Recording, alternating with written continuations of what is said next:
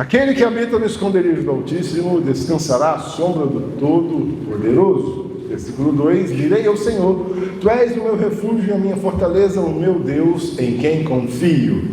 Ele o livrará do laço do caçador e da peste mortal. E o versículo que mais nos interessa hoje, ele cobrirá com as suas penas e sobre as suas asas você encontrará refúgio. A fidelidade dele será o escudo protetor. Glória a Deus. Eu não gosto muito de fazer isso não, mas nesse momento é aplicável isso. Vira para quem está do seu lado e pergunta para ele, você está escondido ou você está guardado? Aí você vira para outra pessoa que você não falou, você está escondida ou escondido, ou você está guardado? Independente, hoje a gente vai entender que escondido ou guardado, em ambos os casos, você está sob a proteção do Senhor Jesus. Você está debaixo das asas do Todo-Poderoso. Não importa se você foi escondido ou não importa se você está guardado. Na semana passada, nós abordamos aqui a questão do escondido. Nós falamos sobre Moisés, lembra? E a gente falou aqui do processo de Moisés, ele foi estar escondido. Ele estava escondido aonde mesmo? Onde é que ele é escondido? Dentro da casa dele, né? No peixe. Não, Andressa, tem um lance do peixe, Moisés entra no peixe, aí quando ele sai, ganha uma força escultural, mata um monte de gente, aí depois entra numa arca, né, abre o mar vermelho, não é um negócio desse? Não? Você não viu esse filme, não? Mas tem esse aí. Não. Moisés, ele foi chamado por Deus desde cedo para libertar o povo que estava cativo no Egito, mas ele dá uns vacilos lá, ele tenta resolver a coisa do jeito dele, mata um egípcio, uma confusão danada. Aí o faraó manda matar ele, e quando ele manda matar, ele mete o pé e vai se esconder no deserto. E ele se escondeu muito bem, porque ele ficou lá 40 anos, então ele se escondeu bem. E nesse rolê, a gente entendeu que ele foi escondido pelo próprio Deus, para que ele não fosse morto, mas também para que ele fosse amadurecido, para que o seu processo de amadurecimento acontecesse. E dentre as características que nós vimos, Deus se mostra diretamente para Moisés a partir de uma sarça ardente. Depois você vai lá em Êxodo, você vai ver.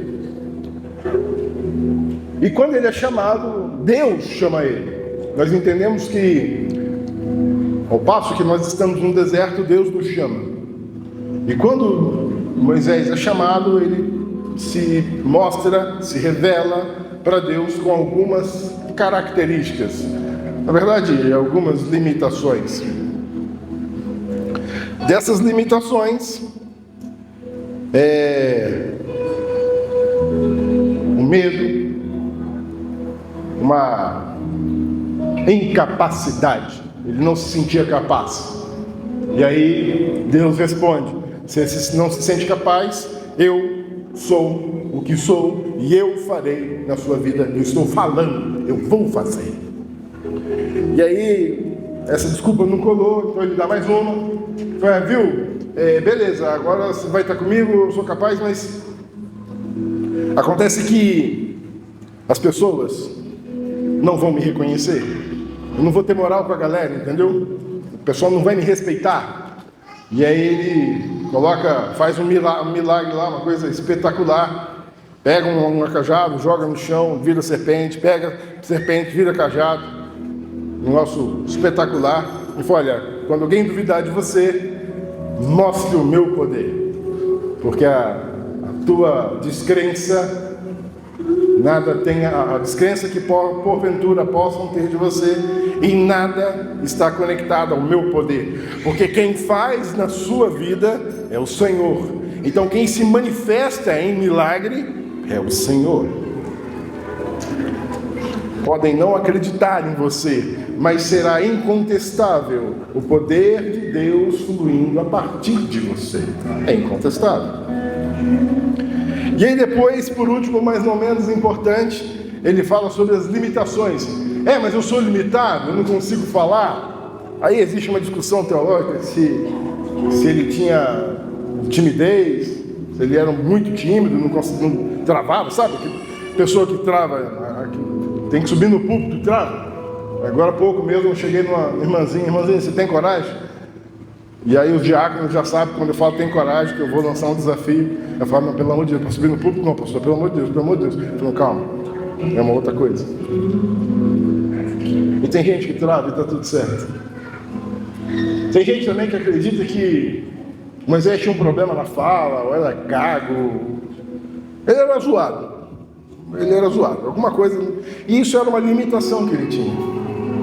Isso vai falar que nós possuímos limitações humanas. Limitações que não nos travam, mas que tem coisa que a gente não vai conseguir fazer. E aí Deus vira e ele fala, tudo certo, vou chamar teu irmão Arão, e ele vai falar por você. Mas o que eu preciso fazer na sua vida, eu vou fazer a partir de você. Não vai ser Arão que vai fazer, é você. Então não haverá um terceiro caminho. Não fugir da sua responsabilidade. Então quando Deus nos esconde, não é para nos punir, é para nos preparar. Cada limitação humana se torna oportunidade de experimentar o poder e a presença do próprio Deus. E aí a gente falou sobre isso, que caso você tenha sido escondido, é tempo de, talvez já chegou no tempo de você ser revelado, ser chamado para aquilo que o Senhor deseja. E isso é um aspecto. Mas eu falei que a pregação, a ministração, essas eram duas partes. A primeira sobre ser escondido e a segunda sobre ser guardado. Hoje então a gente vai falar sobre quando você é guardado. No caso de Moisés, então repare bem, eu preciso que vocês lembrem dessa história e desse detalhe. No caso de Moisés, ele é escondido por uma situação que ele provocou. Ele matou, ele quis usar a força do seu próprio braço, e ele fez, ele buscou, ele fez, ele causou. Então por isso é necessário ser escondido. Mas esse outro camaradinho que a gente vai ver aqui foi diferente. Abra sua Bíblia aí em Gênesis, capítulo 37, versículo 26 ao 28. E a gente vai falar sobre alguém que foi guardado.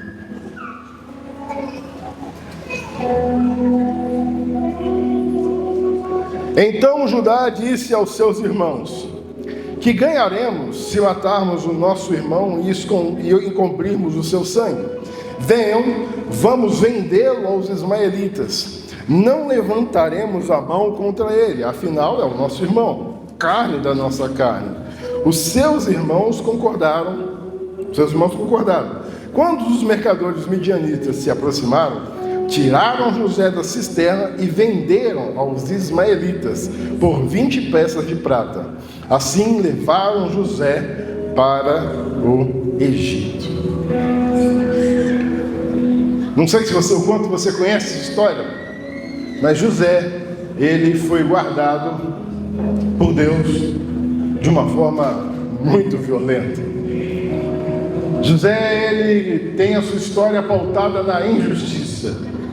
A gente vai relembrar alguns pontos aqui, mas a base da história de José é ser injustiçado. E a primeira grande injustiça que é cometida sobre ele vem dos seus próprios irmãos.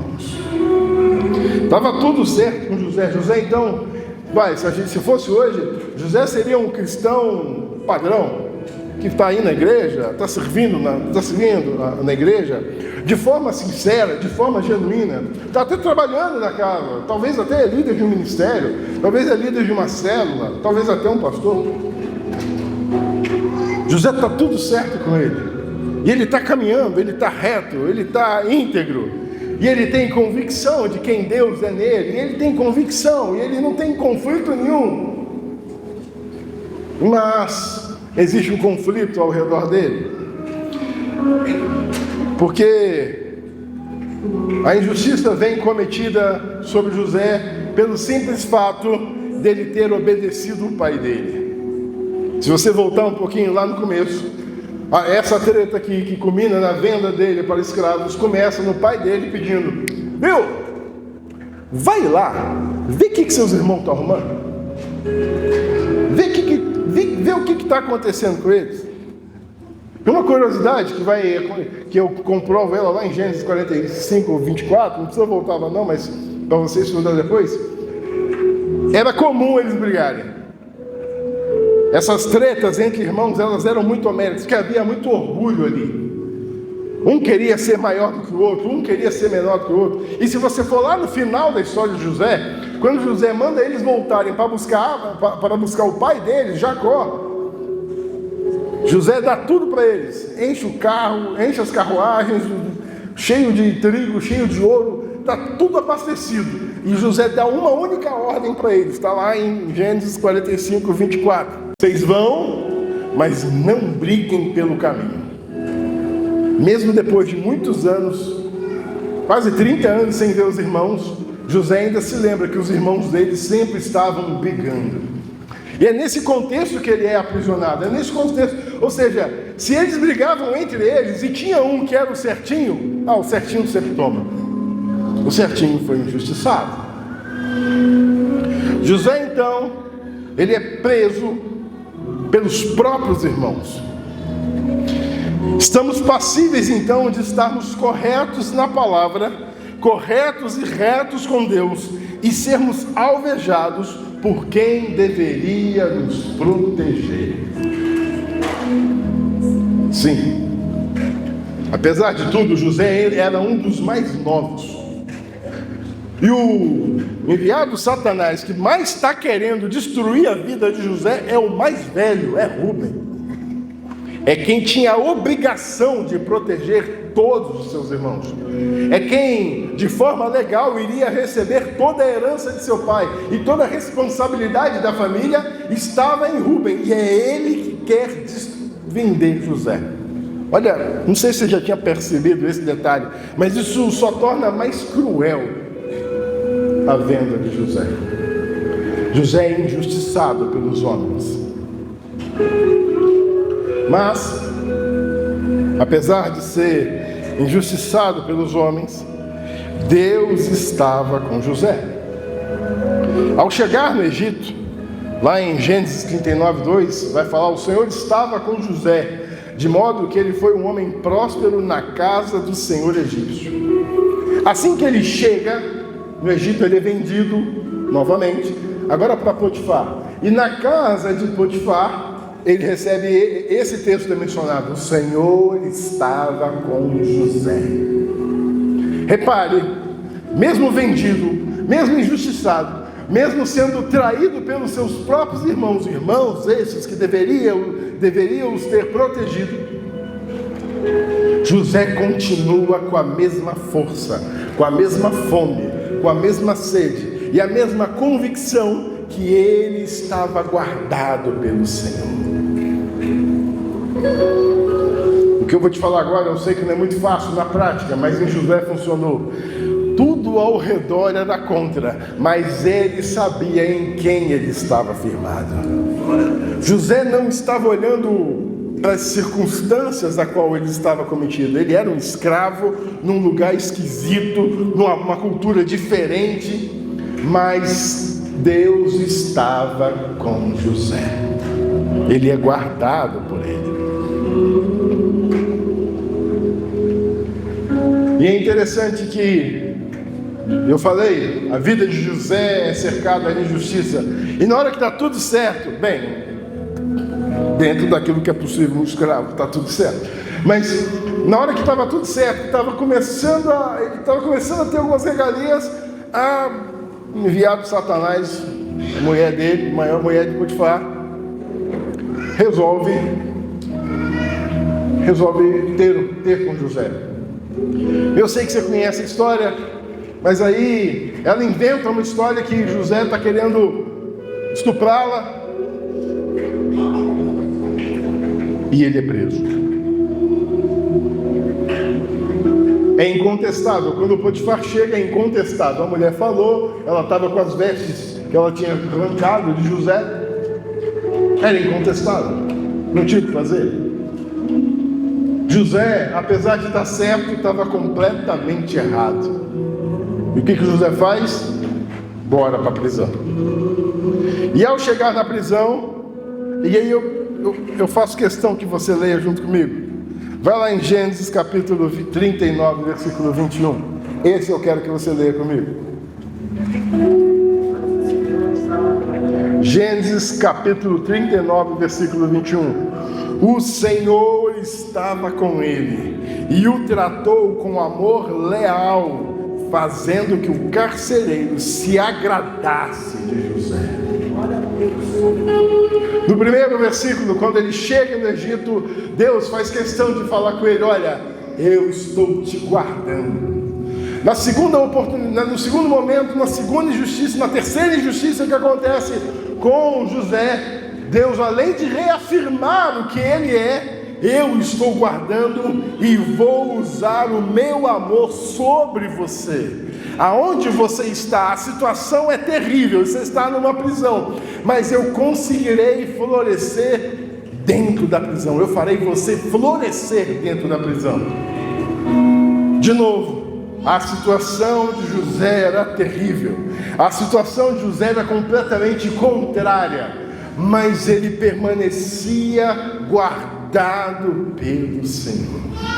Ele tinha convicção de quem o chamou, de quem o resgatou, e apesar de ser preso pelos homens, e agora dentro de uma prisão, ele conseguia enxergar o amor de Deus. E eu quero te chamar a atenção para algumas coisas. Os talentos de José, eles eram úteis mesmo dentro da prisão. Os dons de José, eles foram úteis mesmo dentro da prisão. Talvez a sua situação, ela seja de uma prisão. E uma das coisas que talvez você tenha pensado, talvez nós tenhamos pensado, é no choro, na solidão e no isolamento. Eu fui esquecido, eu fui injustiçado, eu fui jogado. Mas José não. Por José saber em quem ele estava firmado, por José ter a convicção que Deus estava com ele e usou do seu amor leal para com José, José ele enxerga as flores no meio da guerra. E ele inverte a história. Beleza, já que eu estou preso, já que eu estou aqui, e já que Deus me ama, eu vou fazer esse negócio acontecer. E ele consegue um negócio impossível, ele consegue o respeito de todos aqueles que o cercavam. Ele consegue inclusive o respeito do chefe da carceraria, a ponto das pessoas procurarem ele. Ele passa a ser procurado dentro da prisão. Aí eu começo a viajar na maionese aqui e pensar, qualquer problema, qualquer treta que alguém tivesse, chegava lá, José, eu estou pensando umas coisas aqui, o que você acha? E José dava o papo para eles. E não à toa, tantas pessoas procuravam, e as pessoas sabiam que José tinha essa capacidade de resolver problemas. Mas José tinha algo a mais. José também tinha dons. E esses dons também eram úteis. Ou seja, não são somente os teus talentos que são úteis pelo Senhor, mas também os seus dons. Lembrando que talento você vai aprimorando com o tempo. Dom não, dom é algo que Deus te deu.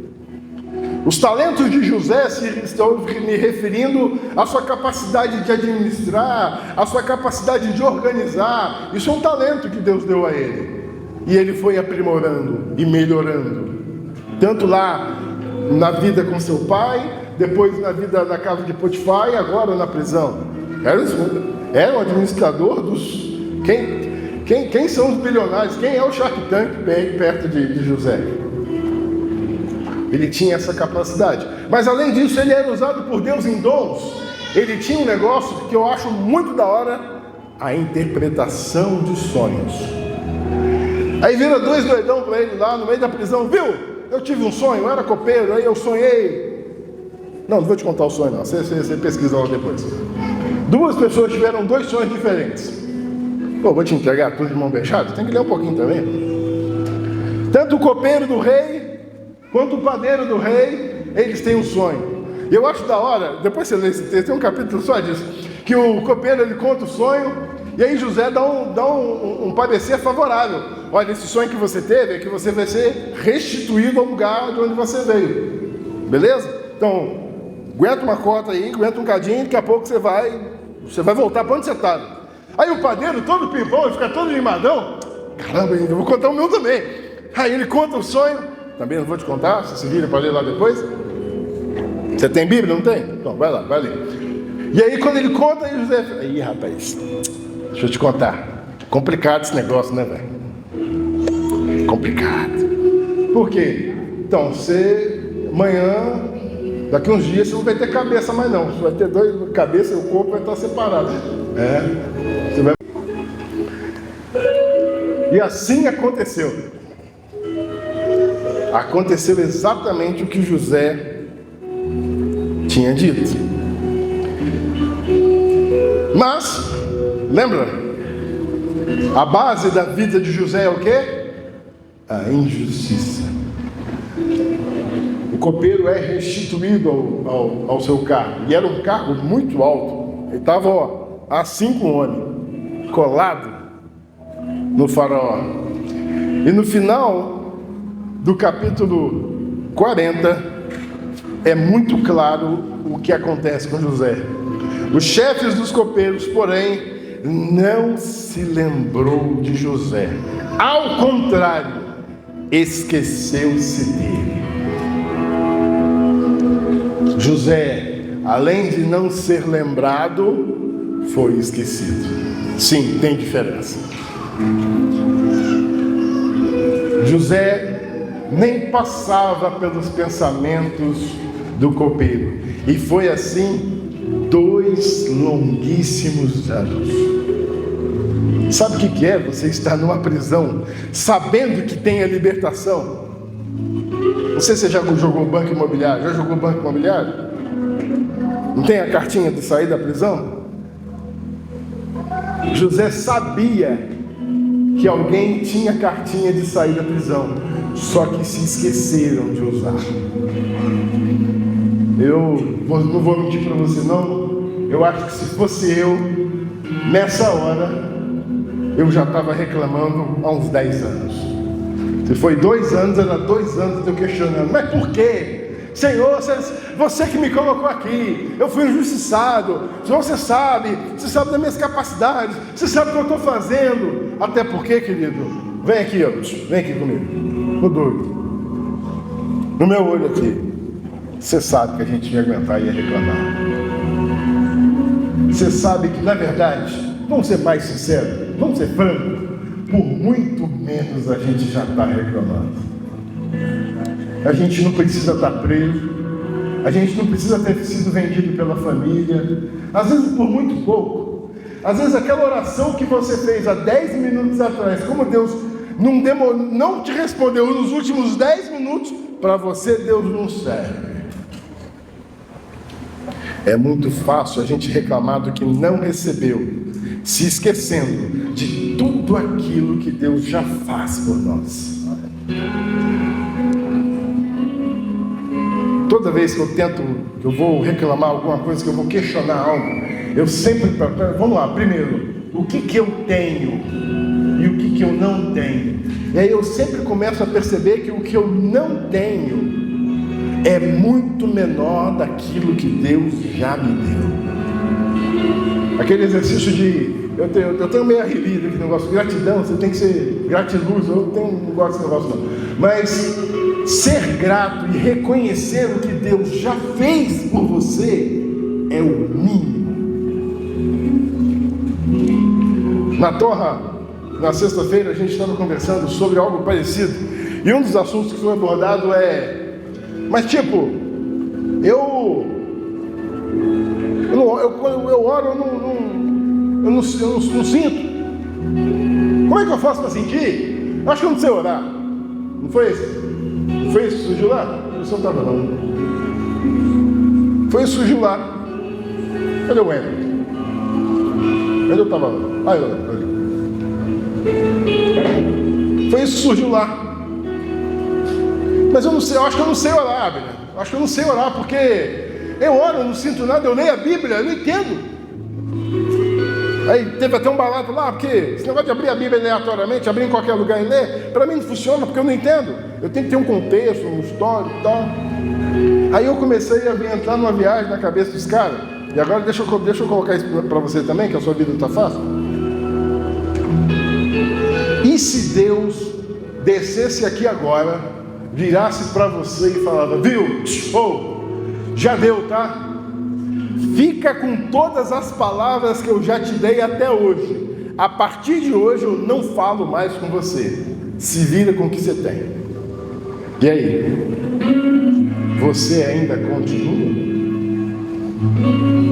Porque se você voltar lá no Velho Testamento, esse mesmo testamento que nós lemos, isso aqui que você está tendo, um culto onde Deus fala diretamente com você, não tinha não, cara.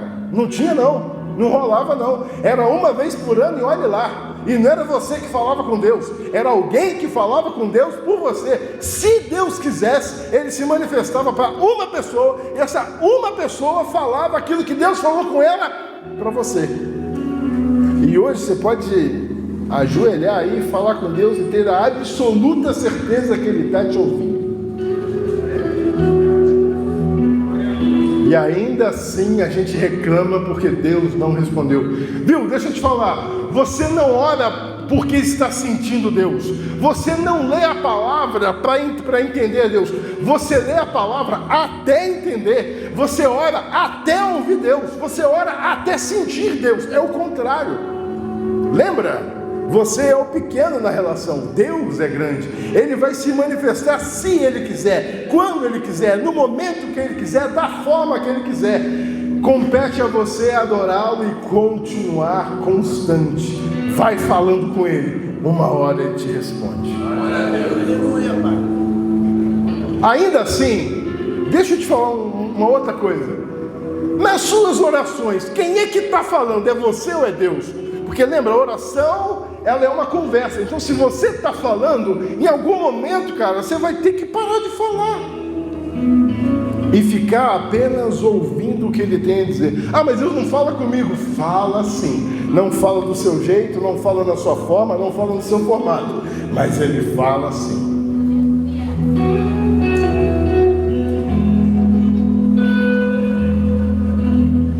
José foi esquecido. E foi esquecido por homens.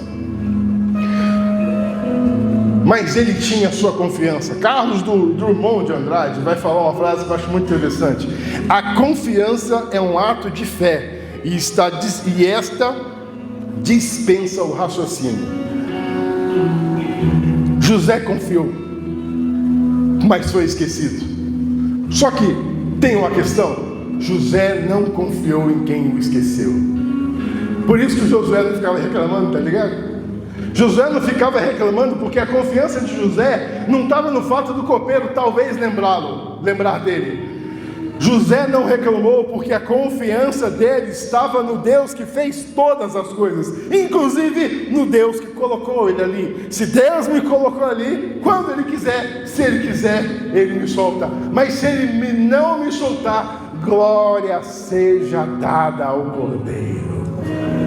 Se Ele não me curar, glória seja dada ao Cordeiro. Se a minha família não for restaurada, glória seja dada ao Cordeiro. Se eu não conseguir um emprego, glória seja dada ao Cordeiro. Porque a Ele a honra, a glória para sempre. Eu não adoro pelo aquilo que Ele faz. Eu adoro por aquilo que Ele é. Inclusive tem um versículo lá, Jeremias 17:5, né?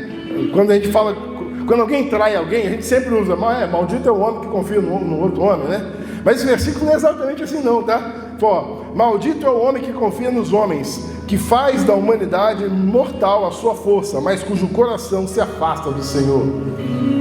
Está tudo certo você confiar em homens, desde que você primeiro esteja conectado, confiando em Deus. É em Deus que você confia. E sim, Deus utilizará os homens para benefício daquilo que Ele quer na sua vida.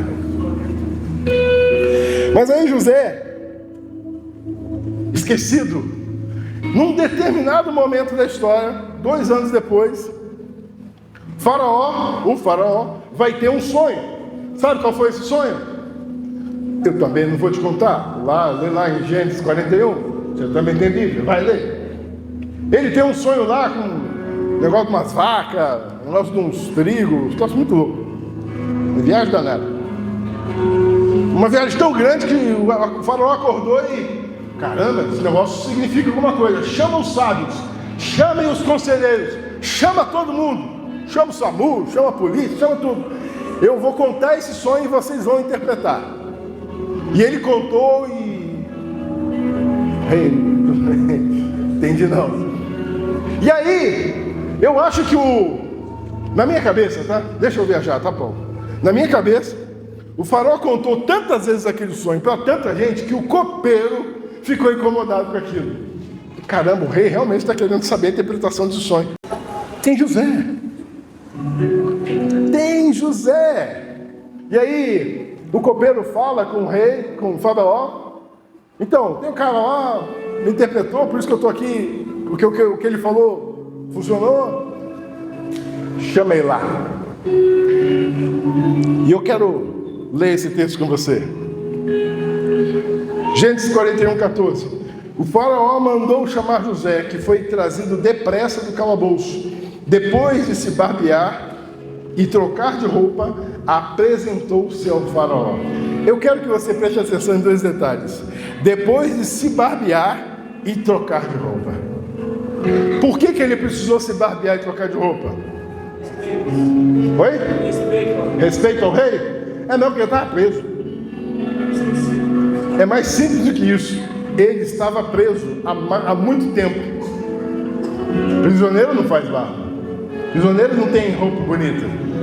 E sim, para estar diante do rei, ele precisava estar de acordo com o local. Mas eu quero que você preste atenção no detalhe. As roupas eram de prisioneiro, o aspecto era de prisioneiro, o cheiro era de prisioneiro, mas a mente era de um conselheiro real, o coração era de um servo fiel. Era só dar um guerigueiro, era só dar um tapa, um talento no visual. Era só uma maquininha, chama o Júnior. Era só uma maquininha e estava tudo certo. Era só colocar uma outra roupa e tomar um banho. Porque aquilo que ele tinha dentro, ele não precisava mudar. E se você reparar, aí agora eu vou conectar. Vem pra cá. Você vai se perder, tá? Se você não prestar atenção, agora você vai se perder. Conectando com a primeira mensagem. Moisés, quando é chamado do Egito, ele está com roupas de pastor, que ele era um pastor. Ele estava com corte de cabelo de um pastor. Ele estava com cheiro de pastor. Mas por dentro, ele estava todo quebrado. Deus precisou fazer todo um movimento, toda uma mudança ali mesmo, dentro de Moisés, para que Moisés fosse o que Deus chamou ele para ser. José não, José estava pronto. Mesmo preso, mesmo injustiçado, ele continuou fiel.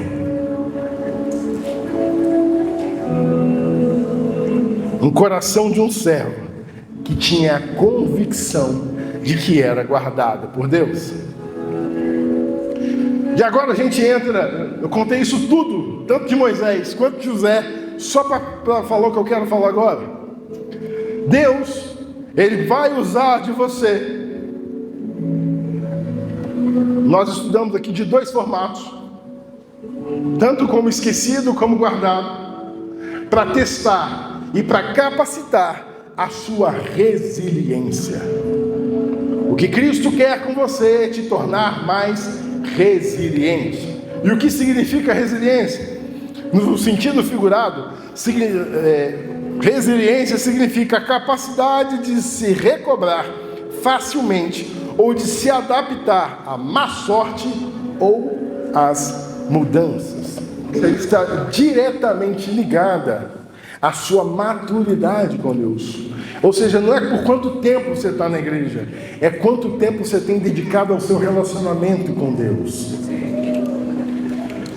Quanto mais tempo você tiver com Deus, quanto mais entendimento da palavra, quanto mais tempo de oração, quanto mais tempo de jejum, e não só o tempo cronológico, mas o tempo de qualidade. Quanto mais qualidade você colocar isso, maior a quantidade de material você está se formando. Vai colocando mais plástico em você. Vai colocando mais plástico em você. Pode passar para outro slide, por favor. Porque Deus, ele tem duas forjas. Ele tem um jeito certo de forjar você. E a gente viu dois exemplos. A gente viu em Moisés, a forja foi o deserto. A forma de colocar mais material em Moisés foi colocando ele no deserto, foi isolando ele no quente. E dali ele conseguiu aprender. Aí eu fiz alguns paralelos, deixa eu pegar ali, que o meu está mais detalhado.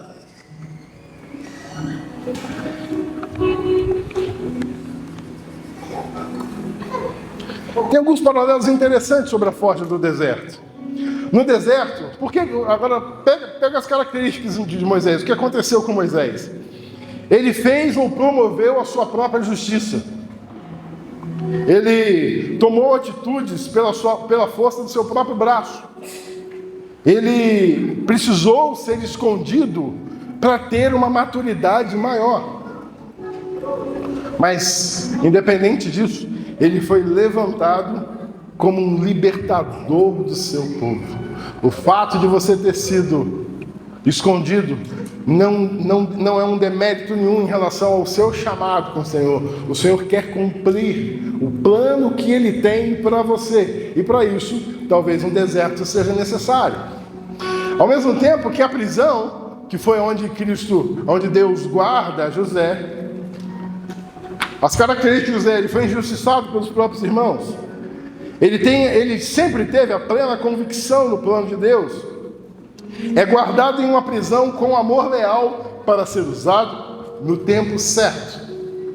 Talvez essa restrição que você está tendo, Boituva, olha onde eu vim parar. Vim parar em Boituva, olha que lugar. Você sabe, né? Eu tenho uma teoria, ninguém é desse lugar. A não ser a Tássia, a Aline e o Sidão. Você está vendo? Ó? No meio de todas essas pessoas, nós temos 3 nativos. Minha teoria está cada vez mais comprovada. Ninguém é desse lugar. Nossa, eu vim parar em... Nossa, como eu já me questionei disso, tá? Senhor, o que eu vim fazer nesse lugar? Eu estava bem, eu estava tranquilo, eu estava na casa dos meus pais, eu tinha minha casa, eu tinha meu emprego, a gente estava bem, estava do lado da minha sogra, do lado da minha família. Aí você me manda para 800 quilômetros de distância, o que eu vim arrumar aqui? Eu me vi numa prisão. Eu já me vi numa prisão em vários momentos. E nem sempre eu fui como José, às vezes eu fui meio como Moisés, meio reclamão. Mas de certo é que o Senhor, Ele te restringe para que você lembre quem Ele é. E quando você vai lendo a história de José, você vai vendo em cada detalhe que Deus estava formatando aquilo que Ele queria no final, que não tinha a ver com José. Perceba bem, leia direitinho a história de José e você vai ver que benefício, o que José realmente ganhou, foi 2 filhos. Todo o resto que ele ganhou não foi para ele, foi para que o Senhor pudesse livrar o seu povo da fome e da seca. Tudo isso que a gente descreveu, o que aconteceu com José, foi para que o povo de Israel não tivesse fome e sede. Às vezes as prisões a qual você está sendo acometido é para que o Senhor se revele em você de uma forma tão sobrenatural, que vai abençoar outras pessoas. Não é nem sobre você, porque nada é sobre você, é tudo sobre Ele. A Ele a honra, a glória, a força e o domínio. E quando você consegue entender isso, agora eu entendi, agora eu saquei, então eu vou continuar, eu vou fazer para que o nome dele seja glorificado a partir da minha vida. Eu não estou preso, eu não fui esquecido, eu estou guardado pelo Senhor. Eu estou guardado pelo Senhor. Feche seus olhos, cubra sua cabeça e não se distraia.